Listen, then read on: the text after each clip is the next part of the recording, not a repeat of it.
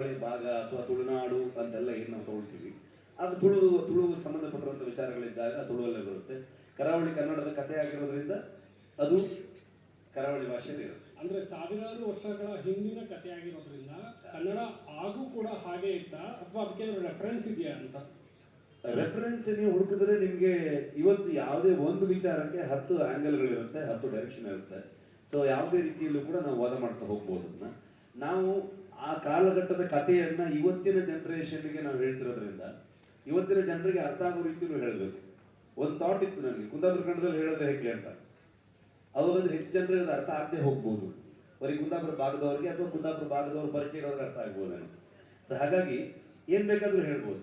ಆದ್ರೆ ಇವತ್ತಿನ ಜನರೇಷನ್ಗೆ, ಇವತ್ತಿನ ಜನರಿಗೆ, ಇವತ್ತಿನ ಪ್ರೇಕ್ಷಕರಿಗೆ ಅದು ಅರ್ಥ ಮಾಡಿಸ್ಬೇಕು ಅಂತಂದಾಗ ಒಂದು ಸಿನಿಮಾಟಿಕ್ ಲಿಬರ್ಟಿಯನ್ನು ತಗೊಳ್ತೀವಿ ನಾವು, ಇಲ್ಲ ಅಂತಲ್ಲ.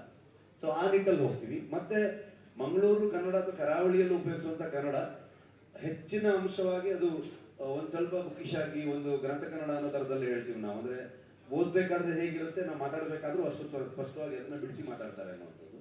ಆ ಕಾರಣಕ್ಕೆ ಕನ್ನಡಕ್ಕೆ ಇಷ್ಟು ದೊಡ್ಡ ಹಿಸ್ಟ್ರಿ ಇರಬೇಕಾದ್ರೆ ಆಗಿನ ಕಾಲದಲ್ಲೂ ಕೂಡ ಈ ತರದಲ್ಲಿ ಇರ್ಬೋದು ಅನ್ನೋಂಥದ್ದು. ಸೊ ಹಳೆ ಕನ್ನಡಗಳನ್ನ ರೆಫರೆನ್ಸ್ ಪಾಯಿಂಟ್ ಅಲ್ಲಿ ಇಟ್ಕೊಂಡು ಕೂಡ ಹೋಗ್ಬೋದು.